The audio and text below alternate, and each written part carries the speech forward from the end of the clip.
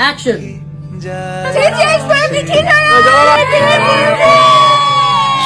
বুঝতে পেরে হাসিকে এত কি নিয়ে হাসি। হ্যালো বাবু,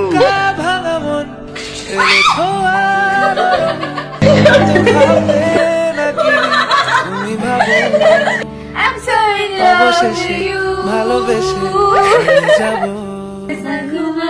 অবশেষে ভালোবেসে চলে যাব। কোথায় কি হয়েছে ওই জন্য